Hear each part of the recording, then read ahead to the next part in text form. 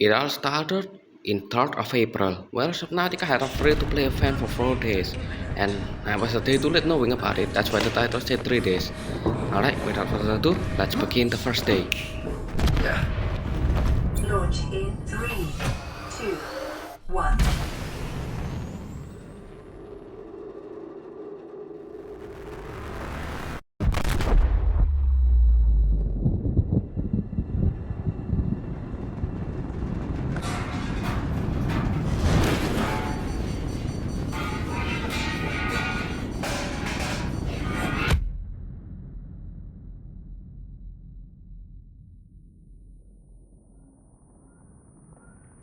Looking up with fire in front of you in an external space must not feel good. He even coughs. Badly too.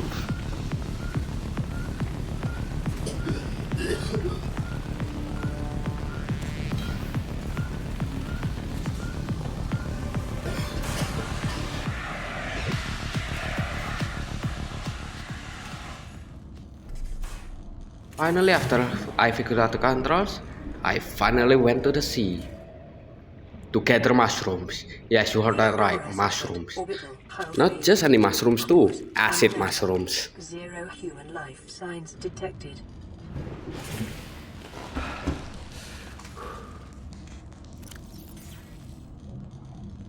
Guess I don't have to worry about mushrooms anymore, huh?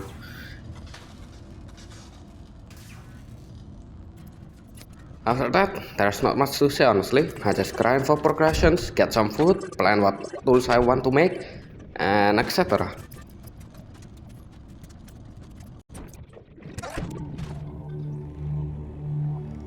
This is the time where I meet some of these gas spots. I think they're called, I forgot.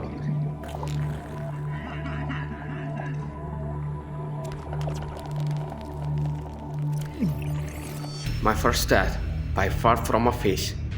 I never know I had to make a sentence like that. Well, at least I know now that the PDA doesn't pause certain things. I found this random creature egg in the middle of nowhere. Life on this I still don't know what it planet does. grows in unusually distinct and diverse ecological biomes.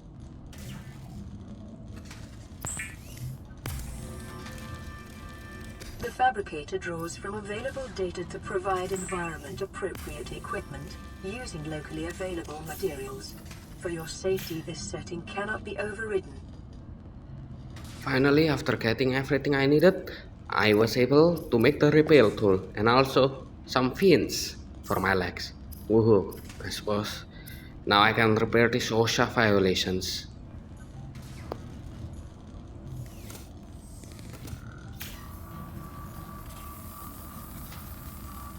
After repairing the radio, I got a distress signal.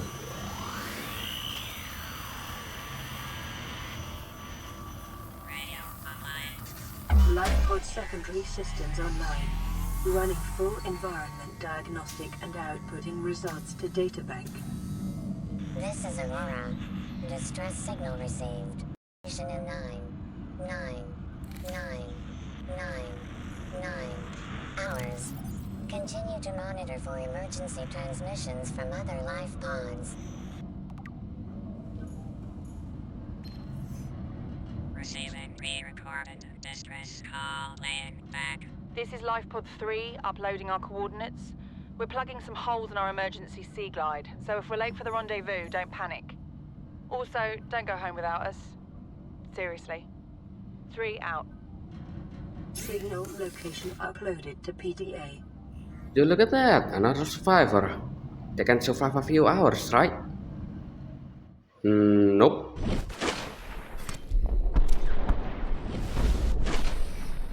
Emergency. A quantum detonation has occurred in the Aurora's drive core. The reactor will reach a supercritical state in T-minus 10, 9, 8, 7, 6, 5, 4, 3, 2.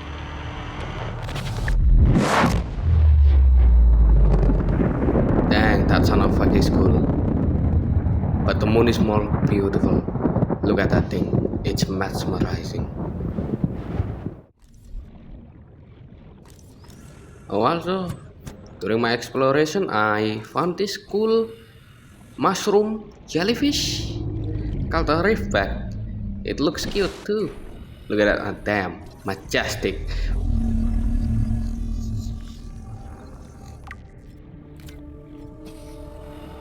Short-range scans suggest this biome supports extensive biodiversity and connects to a number of small cave networks. For the rest of day 1, there was nothing of much importance to note. I made some progress and went to Aurora, but had to get back as it was blocked. And I also got myself a Seamoth.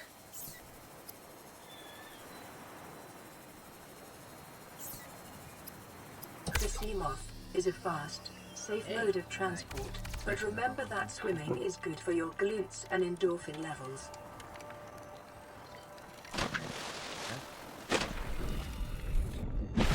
Welcome aboard, Captain. Alright, let's begin day 2. For day 2, I went back to the Aurora, but I found a cool yet cute fish. Look at that. Look. He sounds cool too.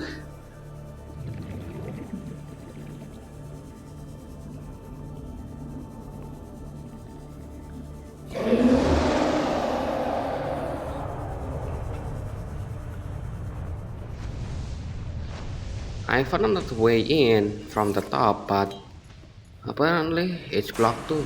And I look at the wiki, apparently I needed a propulsion cannon.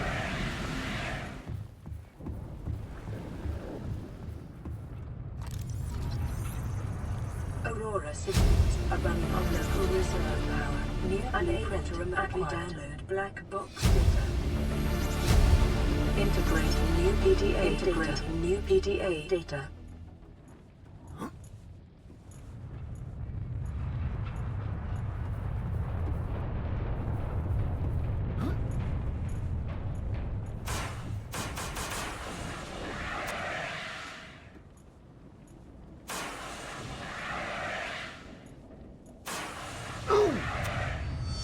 It wasn't that Leviathan that killed me. It was a fire.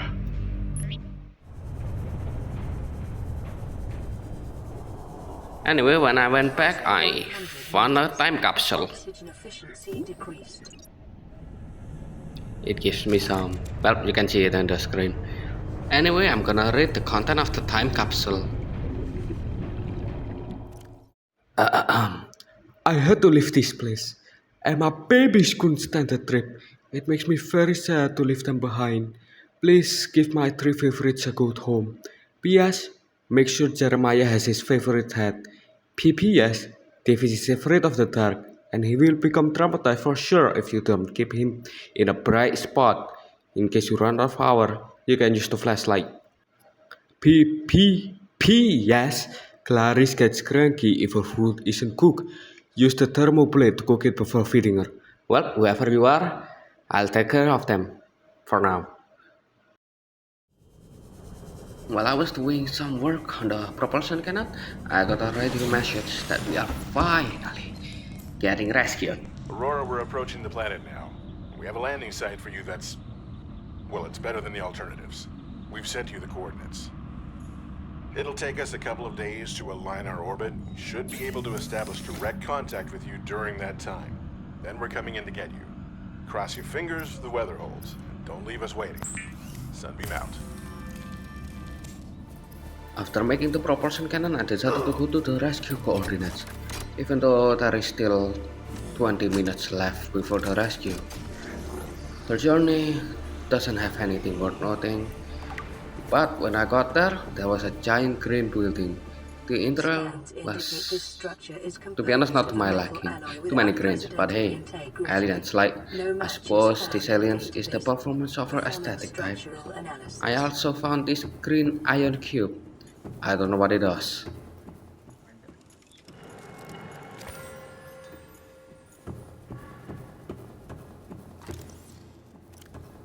So right before this room, I found a doomsday device, but sadly I wasn't able to pick it up. Don't know where it is, if it can even be used anyway. While I was in the control room, I got strapped by this worm-like machine. And now I know that I got an infectious disease.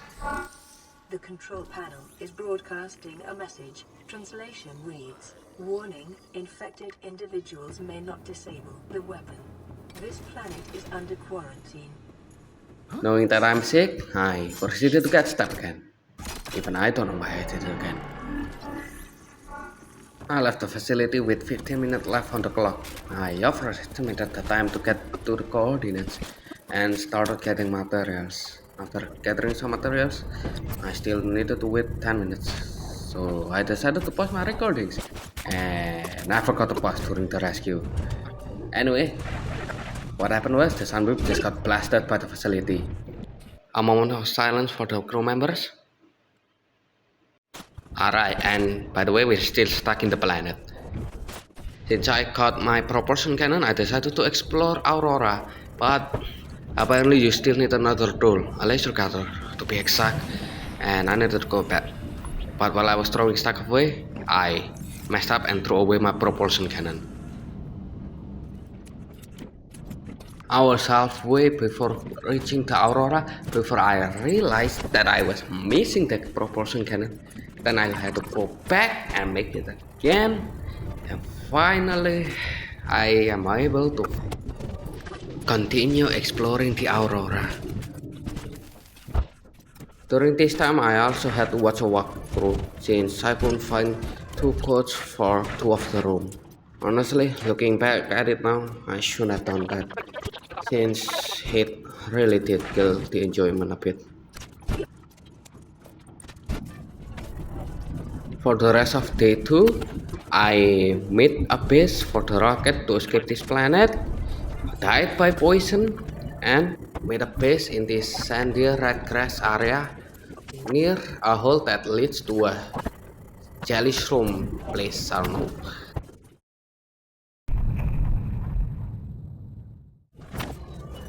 This will be my last day in this water-filled world. I don't want to do any progression, to be honest, today. I just wanted to look at those funny worm-like things in the jelly's room cave. This was truly one wonderful experience. It was fun, a little bit creepy, many cute, beautiful, and yet very dangerous flora and fauna. Also, I'm sorry to the owner of Jeremiah, Davis, and Clarice. I couldn't take care of them. I've sent them to the open water in hopes that they can find their own place. Although my journey ends here, I did not regret most of my choices. It's such a shame that I couldn't enjoy the view a bit longer. It was fun while it lasted. Good night, 4546B.